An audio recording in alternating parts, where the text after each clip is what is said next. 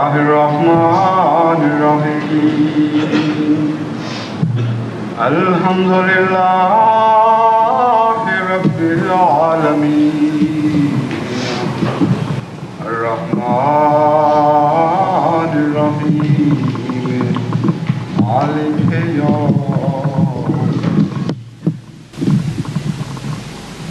إياك نعبد وإياك نستعين اهدنا الصراط المستقيم صراط الذين أنعمت عليهم غير المغضوب عليهم ولا الضالين.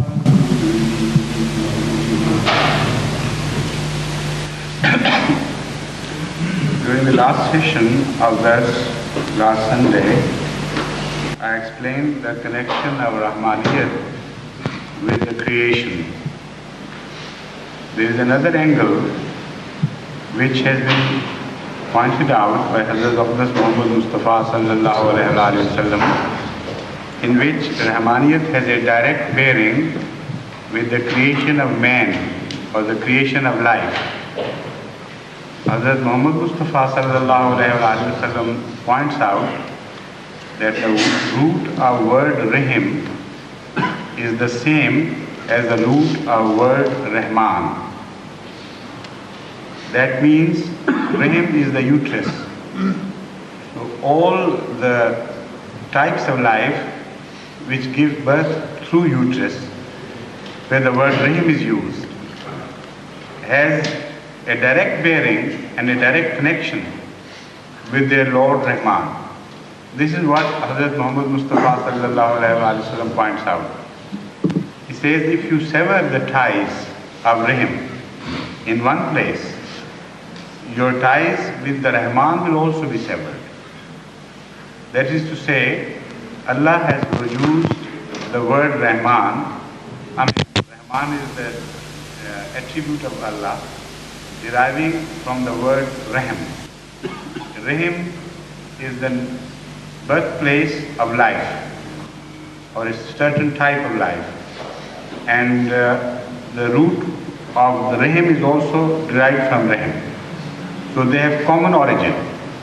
So if you sever the ties of Rahim here, you hit at the roots, and you also hit at your ties with your Lord Allah. So this is what in Islamic terminology is called Sila Rahmi, and act in a manner as to discourage the promotion of this relation. Then in the like manner, you will be deprived of Rahmaniyat of Allah. Now we turn to Surah Fatiha, the second verse of Surah Fatiha. Alhamdulillahi Rabbil Alameen. Here there are four Alhamdulillahi Rabbil Alameen, four words are used. Allah is the personal name of Allah, God. So we'll start with Alhamd, what Alhamd means. Hamd is the infinitive for praise, but this word praise falls much short of explaining the word Hamd in Arabic.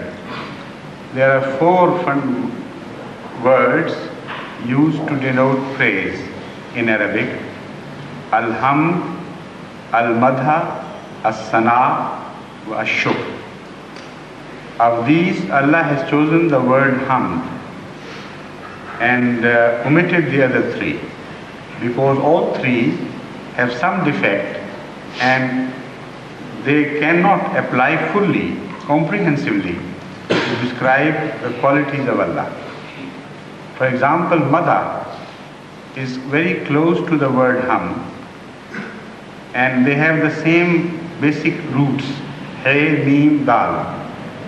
Only there is an inversion. Instead of Hamida, you say Madaha. So it is closest in meaning to the word Madha, to a word Hamd. Yet it has a connotation which cannot be applied to when you refer to Allah. For example, madha means to praise and also to exaggerate in prayers. False prayer is also called madha. So those who praise worldly kings and also their beloveds, they go into hyperbole and they praise in a manner as if the praise has no bearing with the facts of life, with the truth. So madha can be a praise completely devoid of truth. So in case of Allah, only the knowledgeable people can use the word madha, who are truthful people. But otherwise, the word madha cannot be applicable to describe Allah's attributes. Whereas hamd means only the true praise. Attributes, or we should say praiseworthy attributes, which have nothing but truth in them. That is called hamd. Similarly, sana is a word used for exaggeration. Sana means things which is oft repeated. Not only exaggeration but also for exhibition. Exhibitionism and sana have a direct relationship. So when you use the word sana for somebody, if you are not a truly God-fearing person, your use of sana would be incorrect. Because sana means something you are going to, for example, if somebody is praising a king or a lord or a poet, and he wants to beat his to spread his praise, to broadcast his praise at the beat of drum, that is called sana. Everybody should know. And God is above these things. If we praise Him and use the word sana, and if we are knowledgeable people, we are truly God-fearing, we can use the word sana. There is no inhibition. But sana by itself is not a word enough or competent to describe the characteristics of Allah. Shukr means a praise where you are mindful of somebody's act of beneficence, where you acknowledge somebody's act of goodness towards you. But hamd also contains the word shukr. Hamd has the meaning of shukr as well as that of ihsan, as I explained last time. So it serves the purpose, or it already contains the meaning of shukr more comprehensively and more effectively. So the shukr will fall short because hamd is more extensive in its usage. When we come to describe hamd, then you will know that hamd is the only word which could be used in relation to Allah and no other word could be used. And it stands out in all the languages of the world. There is no comparable word, no equivalent to word hamd in any other language. This is why when we say all praise is due to Allah, we are not in fact paying full tribute to the word hamd by translating it by the words praise. Praise has a connotation more like sana or madha, which can be false as well, while hamd cannot be false. So we should have to add some more qualifying words like all true praise belongs to Allah or things like that. But anyway, that would not be sufficient either, so it will continue to grow this sentence into a large commentary. So because we can't do that, we just this word praise suffices us. Now madha, hamd is all praise is due to Allah or all praise belongs to Allah. Hamd means a quality of goodness which is not dependent upon an observer. An intrinsic value of goodness which is regardless of whether somebody recognizes or not, stands by itself. It is independent of the onlooker. For example, as they say, Lala Sahra, if a poppy flourishes in the desert, it doesn't care whether somebody praises it or not, whether somebody is observing it or not. In its own beauty, it's engrossed. And it seems it doesn't require anybody else. But because Lala has no consciousness, because poppy is not conscious of itself and its beauty, this is why it is careless. But for a being which is conscious of its beauty, and then it becomes careless, that is madha, that is hum.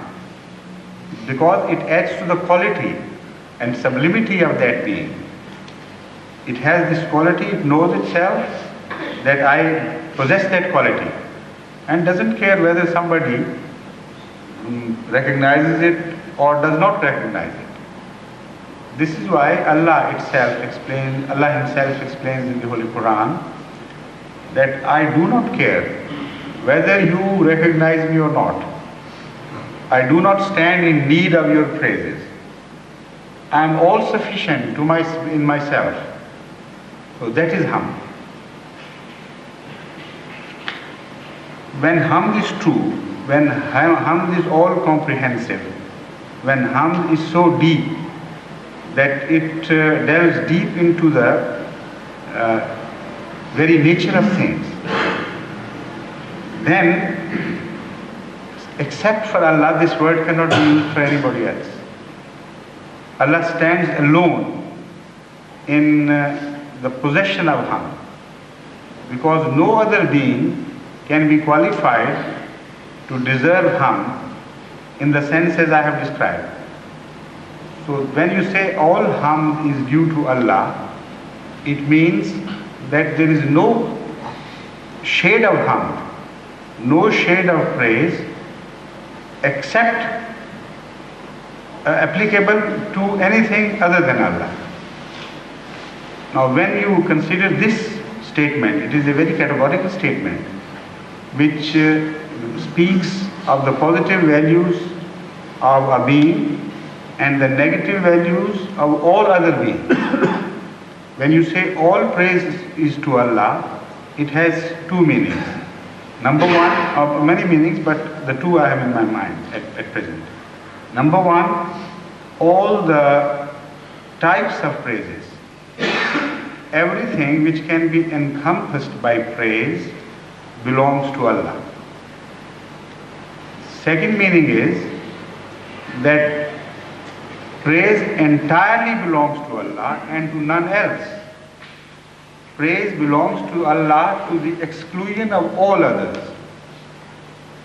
This is also Al-Ham. So when you say all others are totally deprived of praise but Allah, then you look at the universe, and then you look at the universe from a very different angle. A new universe emerges before your eyes. If anything is worthy of praise, while you know that praise belongs entirely to Allah and to none else, then you immediately regard the universe as having borrowed its praise from Allah. Every bit of creation then begins to belong to Allah because praise belongs to Him. And through praise, everything which is praiseworthy is carried and belongs to Allah. It is possessed by Allah through the praise. So because everything has a quality of praise in itself to an observer, so everything belongs to Allah automatically. That is one meaning. The second meaning is that whoever breaks away from his Lord and severs his ties from Allah, in that much he is deprived of praise. Closer you go to Allah, more praiseworthy you become. So because it is an intrinsic desire in every being to be praised, it denotes that the only way to achieve praise or real praise or true praise is to get closer to Allah. The closer you get to Him, more praiseworthy will you become. Because all praise belongs to Allah. So, to acquire goodness, and the real goodness for that matter, and to acquire a station of being praiseworthy, you have to get closer to your Lord, otherwise there is no praise outside. You can get madha perhaps, some sana, some shukr, but they are hollow terms. They are shadows, not substantial things.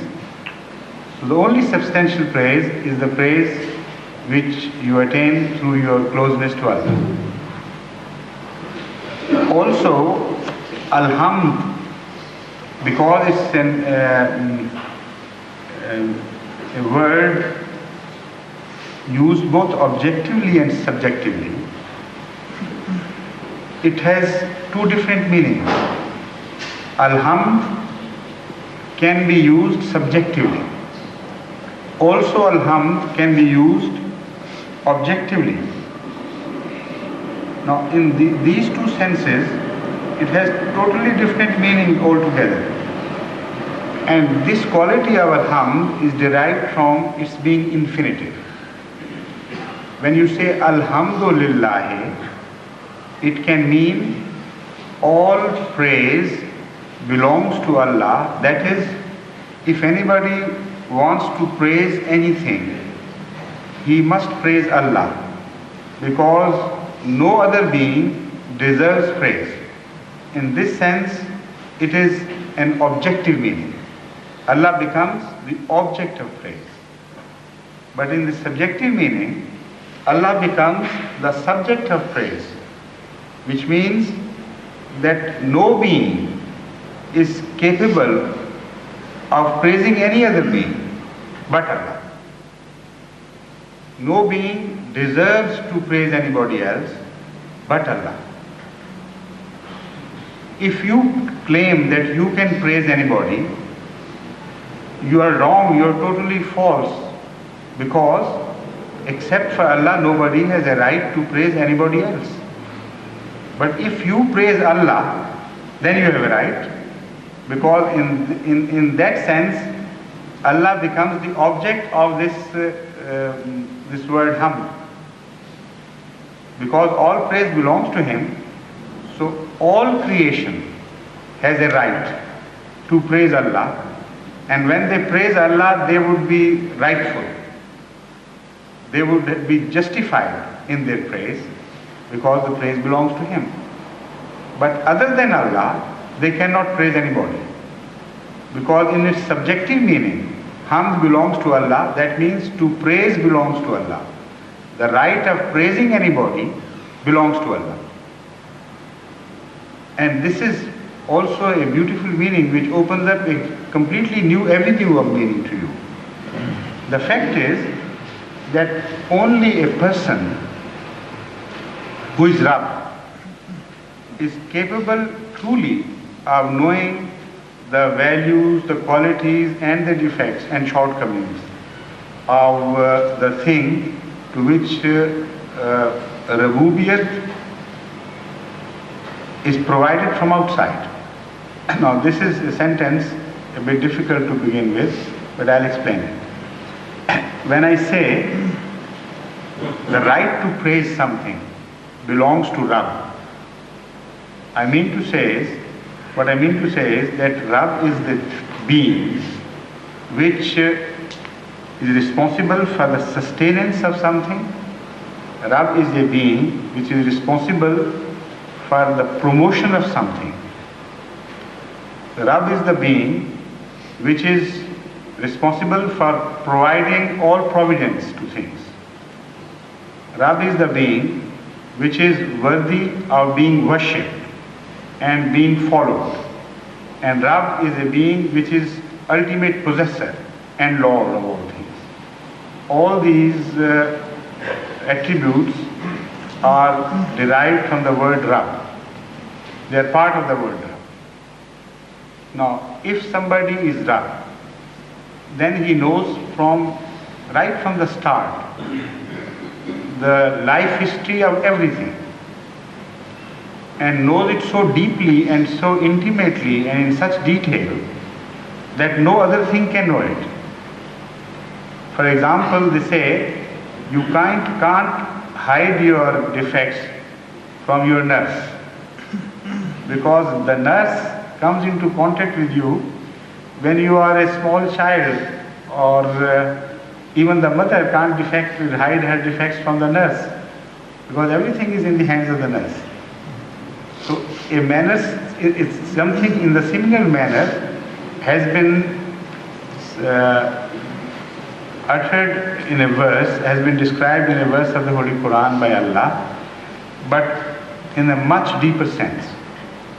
Allah says, do not praise yourself. Do not consider yourself muttaqis or God-fearing. Do not claim that you are truly pious. You do not know what you are. Allah knows it alone.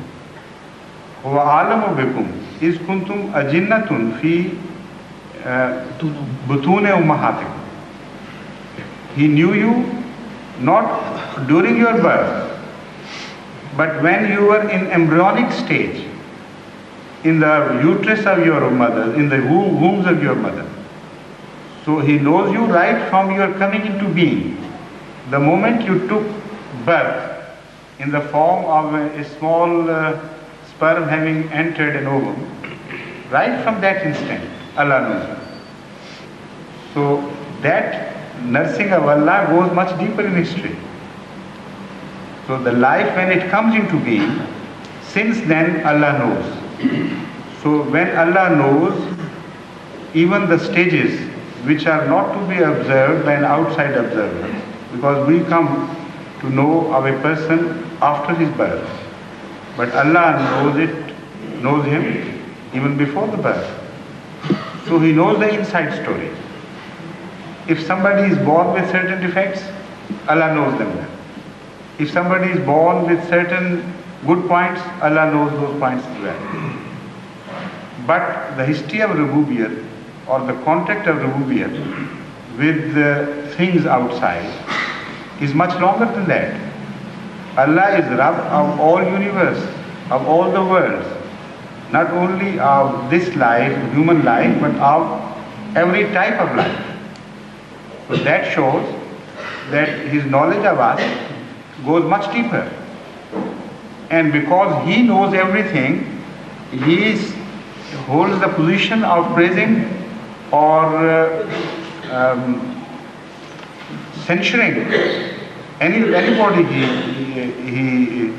he wants to, he so desires, because he would know it from his personal knowledge. But we have no personal knowledge. We do not know even what we observe. Even there, we may be mistaken. There may be cataracts in the eyes. There may be some defects in the vision. There may be something in the atmosphere which deprives us of having a clear vision. And we are not alimul shahada either. For your claiming to be praised, for your claim that you can praise somebody, this claim also requires your knowledge of somebody. If you praise somebody without knowledge, you cannot praise him because it is a blind praise. At least you cannot praise with the word hamd, because hamd means true praise. And blind praise is automatically obviated from the word hamd. So that shows knowledge is a must, and knowledge of a deeper quality that can be acquired only by Rabb. So when we do not know even what we observe, how can we praise anything? Now this aspect has also been mentioned by Ghalib.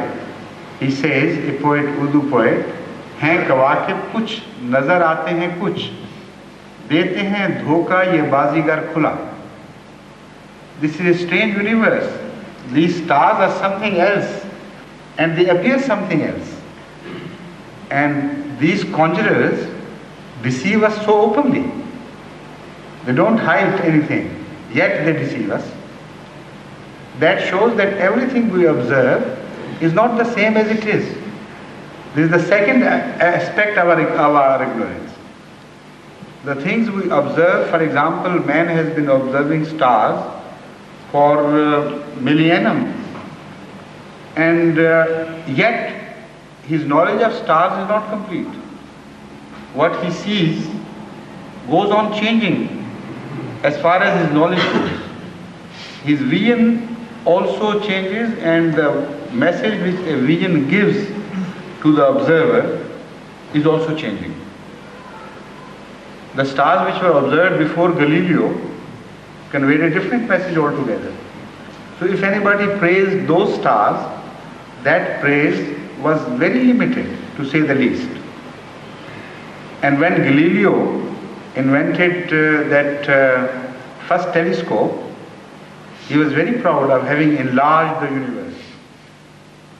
But the telescope, which was invented in the 1960s, early 1960s, was 1 million times stronger than the telescope invented by Galileo in 1610.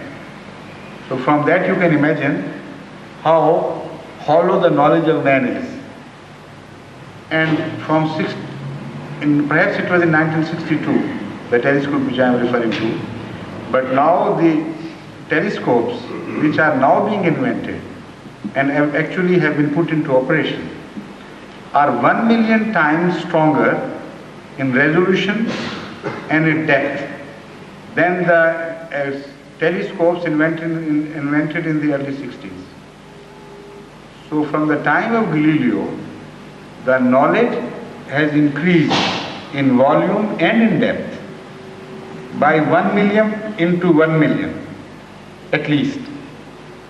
And yet our concept of the stars is very elementary,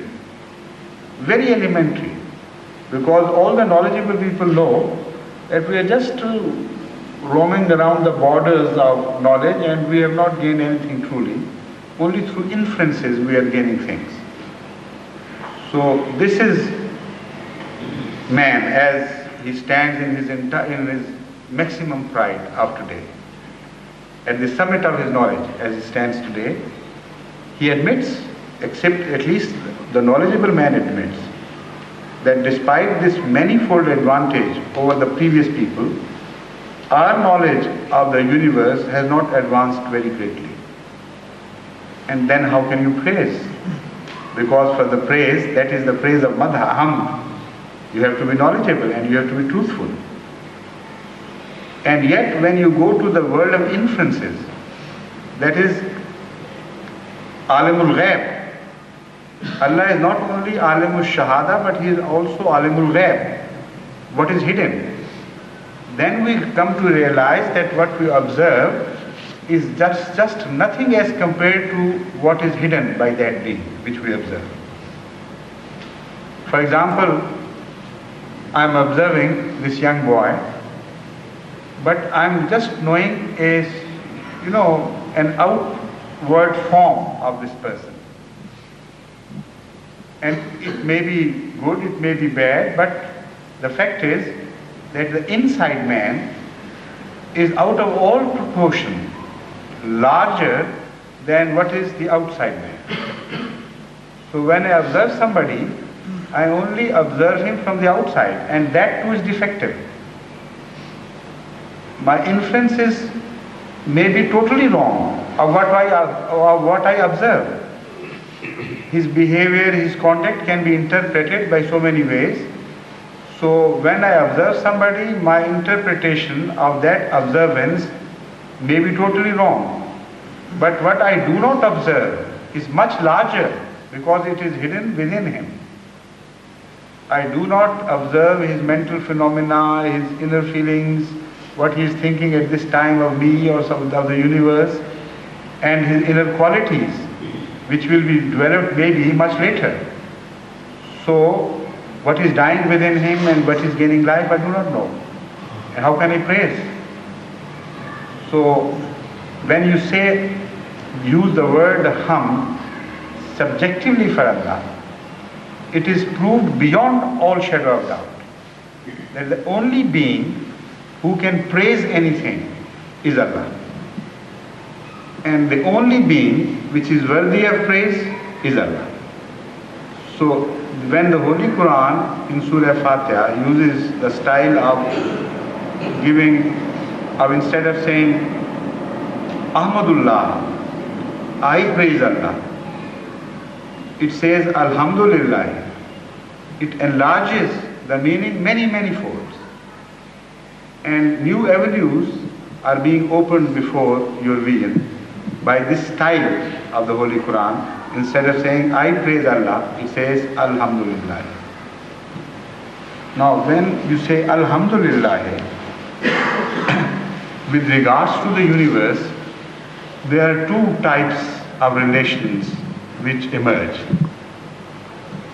Number one, anybody who is not God, he praises Allah because Allah is worthy of praise. And because he is worthy of praise, if he is praised to the maximum, he can only be praised to the maximum by a person who is closest to him, who has acquired his attributes to a great degree, to the maximum degree that man can acquire. So if a man reaches the top of his limit in being close to Allah, attaining his nearness and acquiring his attributes, then he is the person who can truly praise Allah from among the mankind. And in this respect, the one who praises to the best of his knowledge and or to the best of his qualities, that person in Arabic is described as Ahmad. That person who in fact praises to the very limits of his capabilities, that person is described in Arabic as Ahmad. And the recipient of his praise, that is the maximum praise, becomes Muhammad.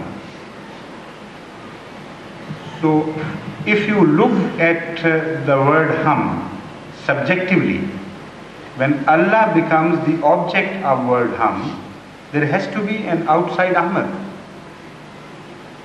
If there is no outside Ahmad, then Hamd loses contact with creation, conscious contact.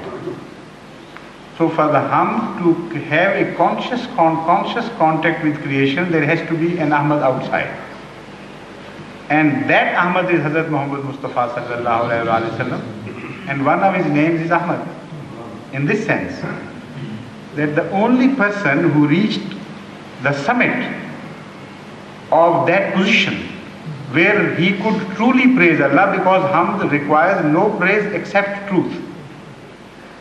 That station can be reached by somebody who has gone closer to Allah, who has acquired his attributes to the maximum, and who himself is truthful so much that no exaggeration can be added to his word. All these qualities are combined in Hazrat Muhammad Mustafa sallallahu alayhi wa sallam, so he becomes Ahmad. And Hazrat, the Ahadiyat, that is Allah, the one, the unique, the only one, he becomes Muhammad. And he becomes consciously Muhammad. That is to say, as far as the consciousness of beings other than Allah is concerned, he only became Muhammad truly at the perfection of Hazrat Muhammad Mustafa sallallahu alaihi wasallam, his coming into being. Before that he was Muhammad, but comparatively less Muhammad.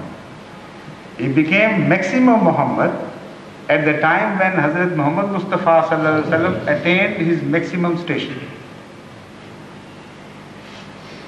And because it is for Allah to praise, he praises only where the praise lies, just where it is justified.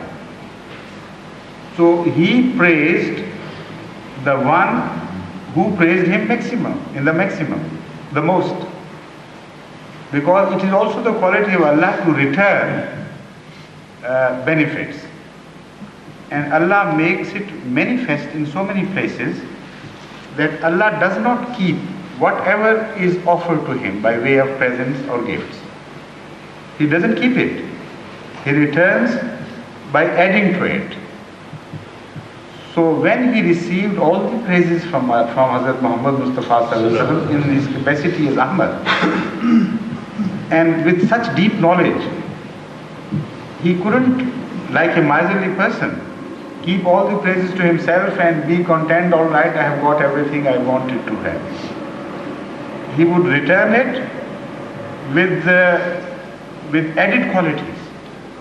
That is to say, whoever is Ahmad in relationship to Allah, he will not stand at one point of praiseworthiness. When Allah will praise him, he will not praise him exactly in the position where he was found praising Allah. But he will add to his praise, that is, he will add to his quality as well, and make him more praiseworthy. So whoever praises Allah truly and becomes an Ahmad, he becomes also a Muhammad, because he receives the return of praises which he has been sending to Allah. But he does not become Muhammad in a fixed sense, because if Allah returns the praises exactly as he received, then it is no attribute of Allah which is praiseworthy in itself. If you get a gift from a friend and return the same gift to him, it is just a relationship like a trade relationship. It's not a relationship of high quality at all. So this is why the Holy Quran says that if you are gifted by somebody, you try to return him more than what you have received. So when Allah teaches us this, how can he himself behave otherwise? So when somebody outside Allah, that is something which is created, praises Allah, Allah returns the praise. Now because he wants to return the praise more than he received, there is only one way available to him: to add to his praises, to add to his qualities, and to improve him. And when he improves somebody, then he praises in a way that praise goes on increasing in size and in volume. So this is exactly what is meant by Allah when he addresses Hazrat Muhammad Mustafa Sallallahu Alaihi Wasallam and says, وَلَلْ آخِرَةُ خَيْرٌ لَكَ مِنَ الْأُولَى. When I praise you, I do not praise you as a fixed entity. I praise you as a constantly improving entity. Every second moment of your life is better than the previous moment of your life. Because you are praising me, so in return I am making you an ever improving being, the one which does not stand at one station but goes on improving and improving. So in this context, Hazrat Muhammad Mustafa Sallallahu Alaihi Wasallam, when he is the recipient of Allah's praise, he becomes Muhammad Sallallahu Alaihi Wasallam. So from looking at it from this angle, the only true Ahmad whoever came into being was Hazrat Muhammad Mustafa Sallallahu Alaihi Wasallam in his second attributive name, that is Ahmad. And the only time a being became Muhammad and truly Muhammad was when Hazrat Muhammad Mustafa Sallallahu Alaihi Wasallam attained that perfection. And Allah again became Muhammad with relationship to this creation, where man is the summit of his creation. We can't limit his being Muhammad because Allah is limitless. So when I say Allah became Muhammad, I have to qualify this statement by saying when Allah became Muhammad in relationship to this creation which is known to us. He became perfectly Muhammad only when Hazrat Muhammad Mustafa Sallallahu Alaihi Wasallam was Ahmad to him. and he became truly Ahmad vis-a-vis this creation when he praised Hazrat Muhammad Mustafa sallallahu alaihi wasallam. So Surah Fatiha in the very first verse has complete kalima in it. La ilaha illallah Muhammadur Rasulullah has been mentioned in this Alhamdulillah Rabbil Alamin. And not only mentioned, but a commentary has been made on this La ilaha illallah, what it means. But as we go further, we'll enter new avenues. I mean, this is an endless surah, where even the first verse cannot be completely exhausted of its meaning. You can travel limitlessly into the ocean of each verse of Surah Fatiha and you will not reach the end. Alhamdulillah Rabbil Alameen has another connotation. When the word Ham is applied to the word Rabb, it means that if you want to really be praiseworthy, you have to be Rabb. Because without Rububiyyat, you do not deserve any praise. Allah is praiseworthy because He is Rabb. So if you want to be praiseworthy, you have to be Rabb to others, to Allah's creatures. That is, whenever you come into contact with anything, you begin to improve it. Anything which comes into contact with you begins to improve. You do not accept things and leave them in worse shape. You leave them in better shapes. This is the quality of Rububiyyat. If you attain that quality, you will become Rabb vis-a-vis the rest of the creation. But unfortunately, this quality is lacking so much in some Eastern countries that when they go, for example, to a beautiful picnic spot, they go to a good spot and leave it in a horrid shape so that nobody else can use it. While if he wanted to be, such a visitor wanted to be a praiseworthy being, he himself knows the philosophy of praise. Because 5 times in his prayers at least, he repeats the word Alhamdulillah Rabbil Alamin. Hamd is only due to a being which when comes into contact with another being, begins to improve it. And you come into a contact with a being and you become to deteriorate it. And that thing goes on losing its previous values. How can you call yourself a Rabb? So you are not praiseworthy. Now this quality, if applied to the inner values of man, it means that at least you have to be your own Rabb. If you want to become praiseworthy and you are so fond and everyone is an egoist and he wants to be praised, so Allah says, go on improving, if not outside, within yourself. Begin the process of improvement and evolution. And if you go on improving yourself, you would become truly Mahmud, if not Muhammad. Mahmud is not as strong a word as Muhammad.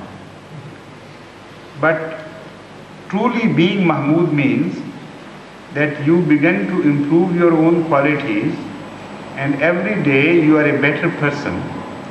And because it is Ham, so it also indicates that regardless of whether people pay tribute to your better qualities or improving qualities, if you go on improving, then only you can become Mahmud. Because Ham also means a good quality which is not dependent on other people's recognition of itself.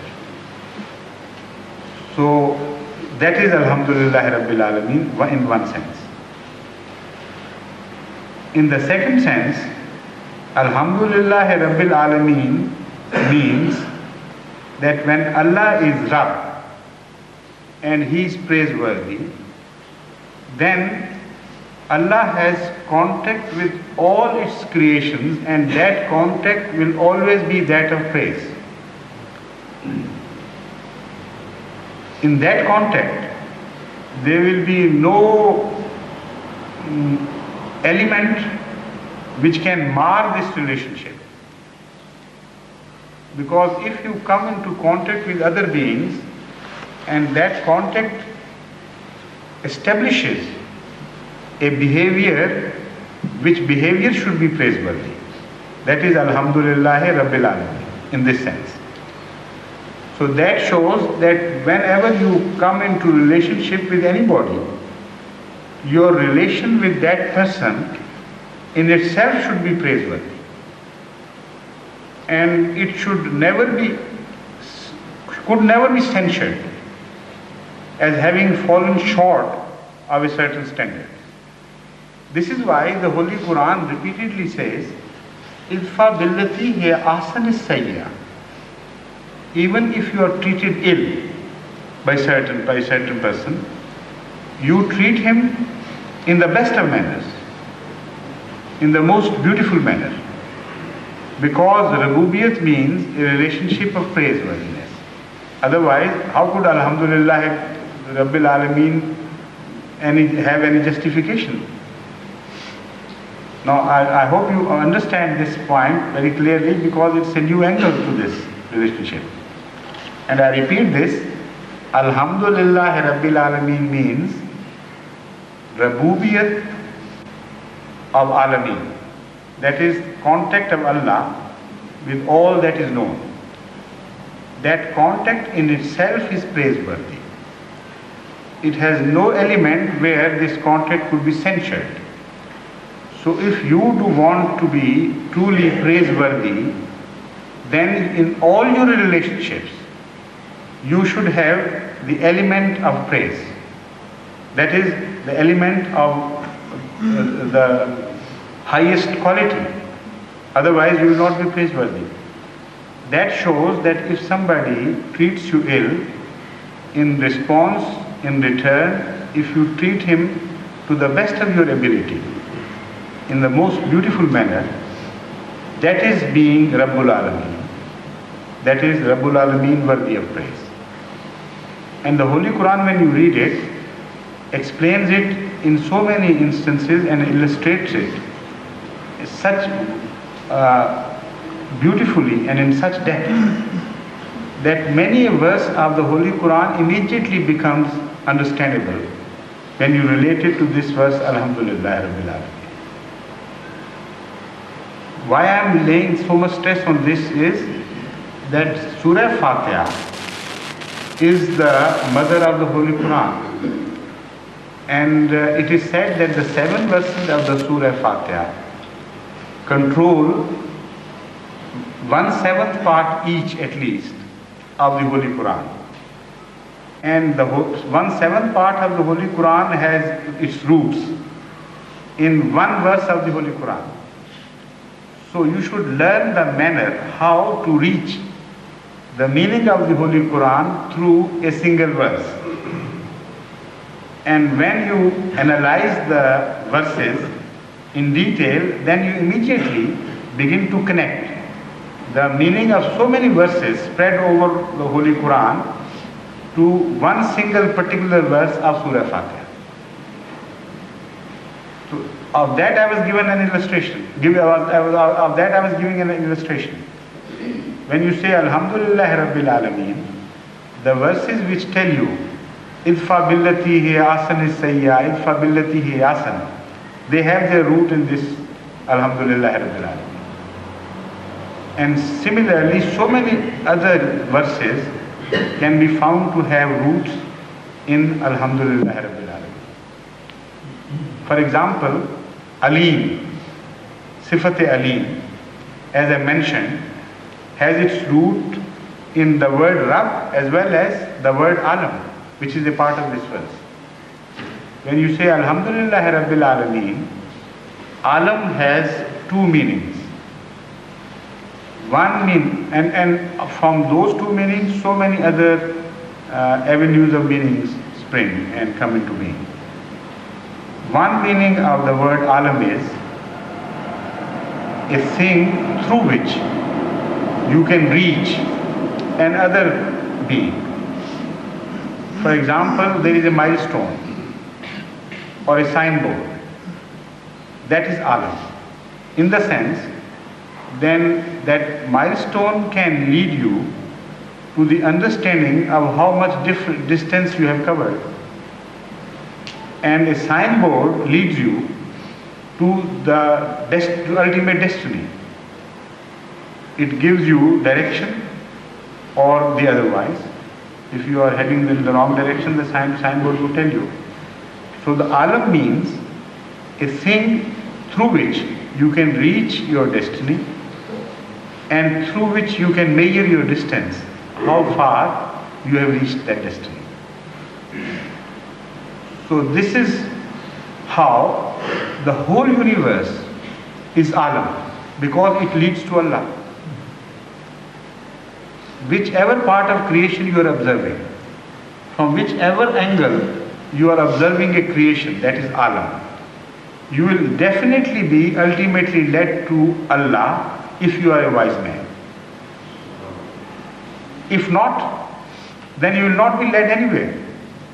This is what is said in the Holy Quran when it says, Inna fi khalqis samawati wal ardi wa ikhtilafil layli wan nahari la ayatin li ulil albab. Only for the wise there are signs in observing nature. Allazina yazkuruna Allah qiyaman wa qu'udan wa ala junubihim. These are the people who remember Allah while they are standing or while they are lying down or while they are sitting and even while they are lying down.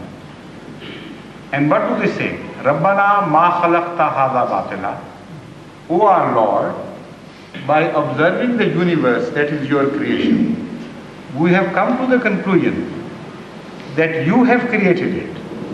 And you have not created it in vain, because in every creation we find the stamp of praise, the stamp of quality, the stamp of goodness. So because it has a stamp of goodness, good things are not created for going waste. Ma khalaqta hadha batila. It will be a very stupid inference if you observe a thing which has all the quality of goodness and you say it is created for waste, for nothing. So the quality of goodness is a proof that the thing is created for a purpose. And because if a thing is created for a purpose, there has to be a purposeful creator. So the things lead to the creator. This is why the word alam means a thing which is a means of carrying you towards the ultimate destiny, towards something which is hidden behind.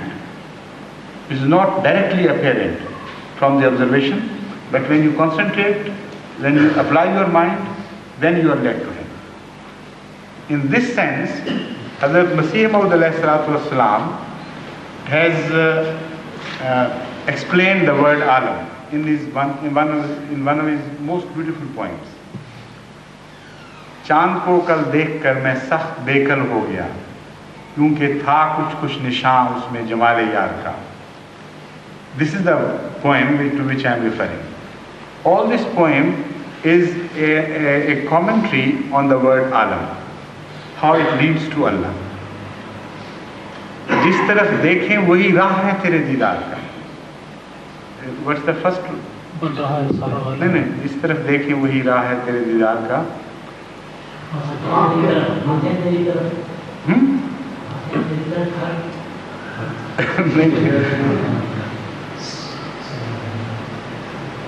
जिस तरफ देखें वही राह है तेरे दीदार का.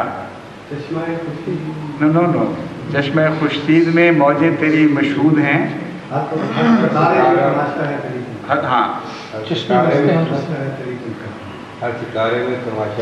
वो तो उसके साथ है ना. मैं I am asking the first verse, the first part of this verse. जिस तरफ देखें वही राह है तेरे दीदार का. No, this is not that. Anyway, I have forgotten. But please not. Anyway, the meaning of this verse is this, that in whichever direction we cast our eyes, we find the proof, the evidence of your perfect creative power.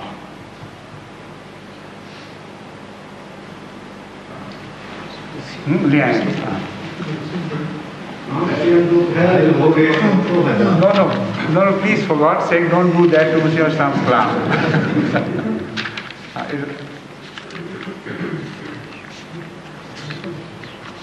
प्यारे तेरी कुदरत का जलवा हर तरफ. That is the one. हाँ,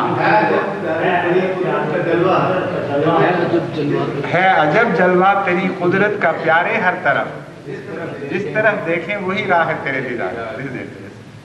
है अजब जलवा तेरी कुदरत का प्यारे हर तरफ. It's a strange manifestation of your creative power, in which strange manifestation of your creative power is witnessed in whichever direction we cast our eyes. आगे है, जिस तरफ देखें वही राह है, जिस तरफ देखें वही राह है तेरे दीदार का. And whichever way we look, it leads us to the path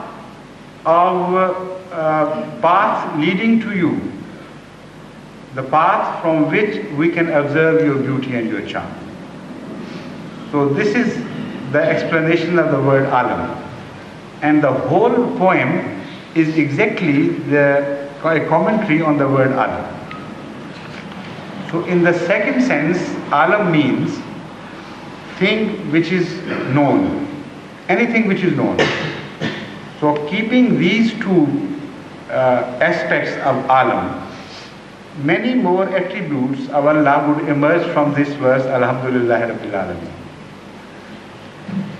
And completely new avenues of wonderful meanings would appear to you, which you cannot exhaust. That shows, Alhamdulillah Rabbil Alameen, that Allah has created all that leads to Him. And because He has created it and He is praiseworthy for that creation, that means that everything which leads to Allah is praiseworthy. And everything which does not lead to Allah loses that praiseworthiness to that extent, despite the fact that intrinsically it is praiseworthy. But if it does not lead to Allah and leads people astray, that thing is not praiseworthy in that sense. Because Alhamdulillah Rabbil Alameen makes it as a prerequisite for everything to lead to Allah if it is to be praiseworthy. Because Allah is praiseworthy. So unfortunately, as far as the universe is concerned, although it leads to Allah always, it's only the defect of the observer that if he is not led to Allah. But unfortunately, as I said, as far as man is concerned, he sometimes, instead of leading to Allah, leads to values belonging other than to Allah. Leads to imaginary values, for example. Leads to all that stands opposed to Allah. So when he begins to behave in such a manner, then he ceases to be an alam.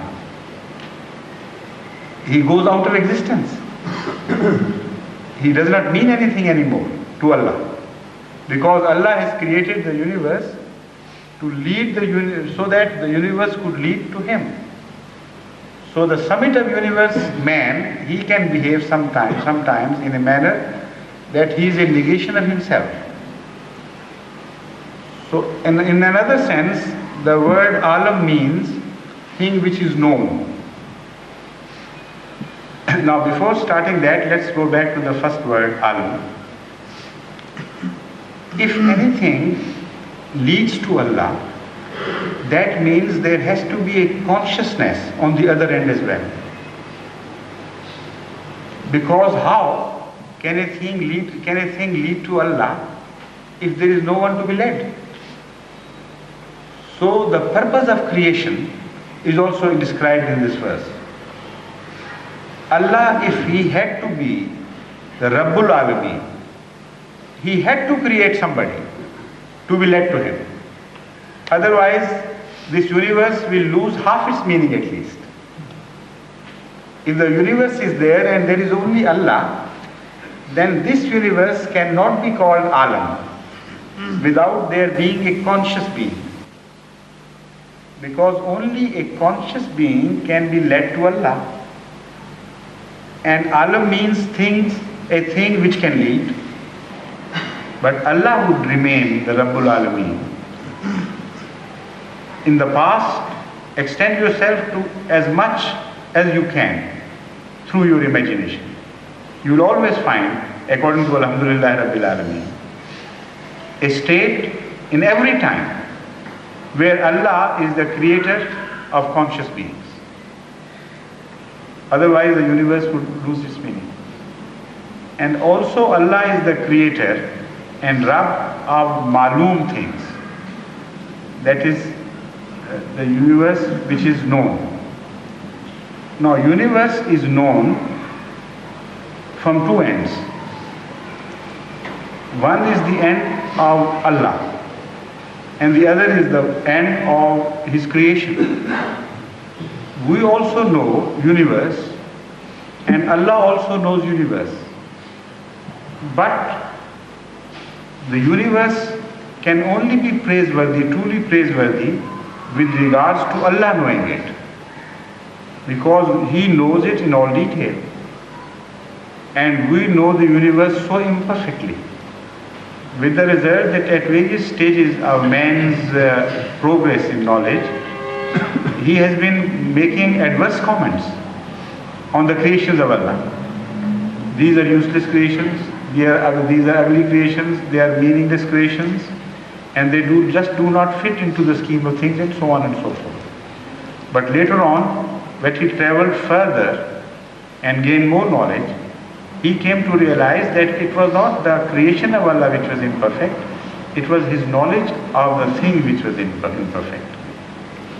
So looking at this meaning, that is Maloom, thing which is known, from when we apply it to Allah, then it assumes its full meaning. That is, it really becomes universe, a thing which is truly known. When we apply it to the creation of Allah, that is conscious creation of Allah, then it assumes relative meanings of Alam. And not one Alam, but millions and billions of Alams immediately come into being. As far as Allah goes, there is just one Alam. That is in its totality. There is no difference. All the Alam is a timeless Alam and is a spaceless Alam. A known thing in all its values, in all its depth, in all its breadth, and most comprehensively known. So, Wahdat-e Khudabandi, that is uniqueness and oneness of Allah, also requires a Wahdat of creation. And that Wahdat, that is oneness of creation, can only be understood in relationship to Allah's knowledge of the universe, not otherwise. When you begin to observe creation from the vantage point of creation, then Alam ceases to be one Alam. It becomes so many Alami. For example, the Alam of amoeba, that is a small form of life, single cellular, monocellular they call it. And there are certain worms which derive their energy and strength from filth. And they live there and they die there, and everything is related to that filth which gives them the life and existence. So their Alam is that filth. Somebody passes stools and there are bacteria living there who would live and die with the stool. So this is their alam. And there's so many alameen. Actually, there was, well, all right, next inshallah. There's so little time. I've just started and, Astaghfirullah. all right, inshallah, next time. Assalamu alaikum.